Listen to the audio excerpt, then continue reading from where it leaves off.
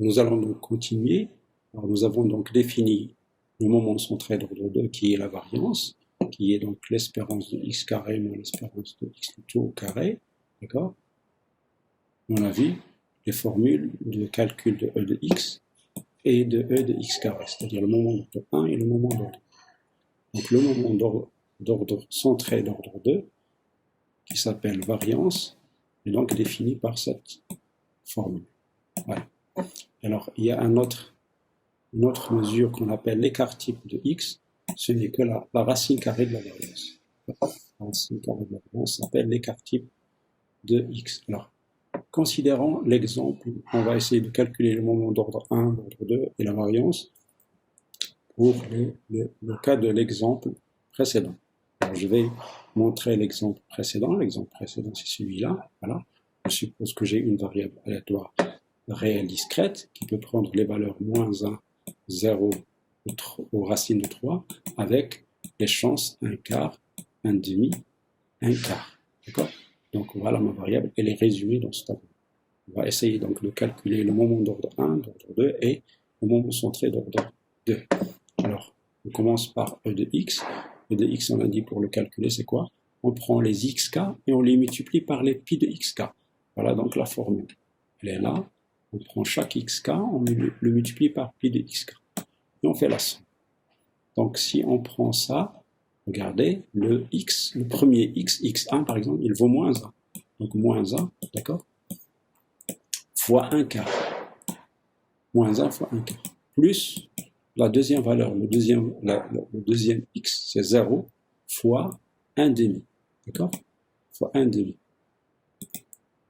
Fois 1 demi. Et plus la valeur x quart, la troisième valeur, c'est la racine carrée de 3 fois 1 quart. Donc, qu'est-ce qu'on a fait? On a multiplié chaque xk par sa probabilité.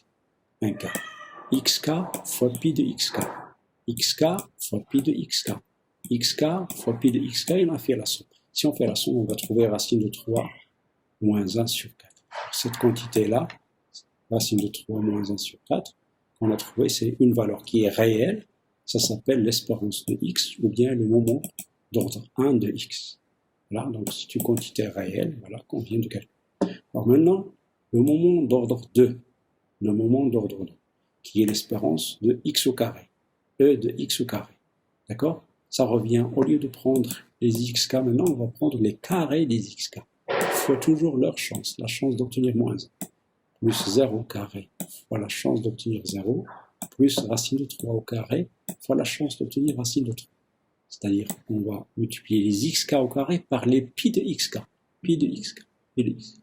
Alors si vous faites ce calcul-là, si vous faites maintenant cette combinaison, vous allez trouver 1. D'accord? Par chance, on a trouvé 1, on peut trouver une autre valeur. Voilà donc le moment d'ordre 2 de cette variable, dans cet exemple-là, elle vaut 1.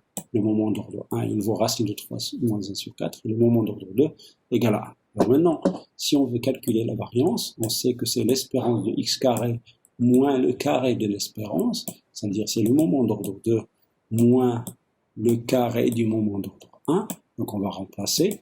E de x carré, on l'a calculé, c'est elle vaut combien? 1. Donc voilà la valeur 1, moins, d'accord, voilà moins. Alors E de x au carré. Or, E de x, on vient de le calculer, voilà son expression, elle est à la fin, racine 3 moins 1 sur 4, voilà, elle est là, au carré, donc ce carré-là, qu'on a mis ici, qui est là. Donc, tout calcul fait, vous allez trouver 6 plus racine de 3 sur 8. Donc ça, c'est ce qu'on appelle la variance de x. C'est le moment centré d'ordre 2 de ma variable. Alors maintenant, si vous prenez la racine carrée de cette quantité-là, qui est la racine carrée de 6 plus racine de 3 sur 8, d'accord, racine carrée de tout ça, la valeur, c'est une valeur réelle, elle s'appelle l'écart type de x. Voilà, l'écart type de x. Alors maintenant, nous allons nous intéresser à une autre fonction intéressante pour les variables aléatoires. On est toujours dans le cas de variables aléatoires réelles discrètes. La fonction à laquelle nous allons nous intéresser s'appelle la fonction de répartition. Alors, on définit la fonction de répartition d'une variable aléatoire réelle discrète par f de t, c'est la probabilité que x soit inférieur ou égal à t. C'est la probabilité que x soit inférieur ou égal à t. Attention, le t ici, il appartient à R. Quel que soit t dans R, f de t, c'est la chance que x soit à gauche de t. Mais qu'est-ce que ça veut dire cette notation x inférieur ou égal à t? Alors ça provient de là. Regardez, x inférieur à t, regardez cette notation-là, d'accord? X appartient à b. X inférieur à t, ça veut dire quoi? X inférieur à t, ça veut dire x appartient à moins l'infinité. Donc le b égale moins l'infinité. D'accord? On voit x inférieur ou égal à t comme étant x appartient à quelque chose. D'accord? Regardez. Donc x inférieur à t, ça veut dire quoi? Ça veut dire x appartient à l'intervalle moins l'infinité. Alors, x appartient à quoi? À un b. Le b, c'est moins l'infinité. Donc, en adoptant la même notation. Alors, comment calculer maintenant cette probabilité? On va sommer tous les pi xk. Elle est simple. Je parle d'une variable aléatoire réelle discrète. Ça veut dire que je dispose d'un tableau. Ça veut dire que je dispose de ce tableau-là. Je connais mon tableau. Celui-là. D'accord? J'ai une variable aléatoire discrète, ça veut dire que j'ai ça. Donc, j'ai les xk et les probabilités correspondantes. Donc, comment calculer la fonction de répartition? Pour un t fixé, d'accord? Je calcule f de t, c'est la chance que x soit dans l'intervalle moins l'infinité, ça veut dire toutes les valeurs de xk qui sont dans l'intervalle moins l'infinité. Ça veut dire je vais regarder les xk, tous les xk qui sont dans x et qui sont inférieurs ou égal à t, c'est-à-dire dans l'intervalle moins l'infinité, et je somme leur poids. Donc, pi f d'un t, ça revient à sommer tous les pi de xk pour lesquels les xk qui sont inférieurs à t. Ça vous donne le f de t. Alors, imaginons dans notre tableau, les xk, bien sûr, on les dispose toujours de cette manière-là. On met le premier x1 qui est suivi de x2, suivi de x3, x4, etc., qui sont ordonnés. D'accord?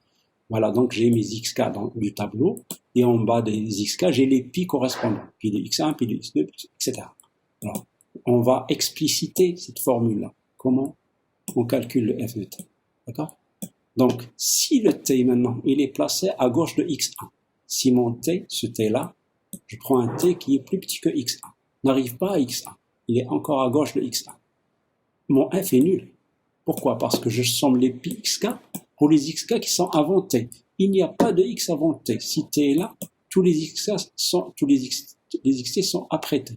Donc, il n'y a pas de pi de x, c'est un 0. Maintenant, si mon t est placé là, entre les deux, entre x1 et x2, mais en lui donnant le droit de toucher à x1 sans toucher à x2. Ça veut dire mon t, il est supérieur ou égal à x1, mais inférieur strictement à x2. Alors, qu'est-ce que je vais sommer ici? Qu'est-ce que je vais sommer ici? Tous les xk qui sont à gauche de t. Quels sont les xk qui sont à gauche de t? Il n'y a que x1. Donc, je vais sommer uniquement pi de x1, pi de x1, pi de ce x1. Le voilà. C'est ce que j'ai mis ici. Maintenant, j'avance. J'avance le t là. Ça veut dire t après x2, mais sans arriver à x3. Ça veut dire t, il est supérieur à x2, mais sans toucher à x3. Maintenant, je vais sommer quoi? Pour ce t-là, je vais calculer f de t, ça veut dire je somme les pi de xk pour les xk qui sont à gauche de t. Quels sont les xk qui sont à gauche de ce t? Il y en a x2, il y en a x1 qui est aussi avant. Donc, je somme pi de x1 plus pi de x2. C'est ce que j'ai écrit ici. D'accord? Et ainsi de suite. On avance le t là. Quels sont les x qui sont avant t? Sont x1, x2, x3. Donc, je somme pi de x1, pi de x2, plus pi de x3. Alors, quand on arrive au dernier, imaginons qu'on s'arrête un xk à la fin. D'accord? Au dernier. C'est le max, donc, des xk. Donc, quand le t dépasse le max des xk, quels sont les xk qui sont avant t? Ça veut dire, ce sont tous les xk. Et quand vous sommez tous les xk, ça veut dire vous sommez tous les poids, vous allez obtenir dans ce cas-là 1, parce que votre t dépasse max de t. Voilà, si vous voulez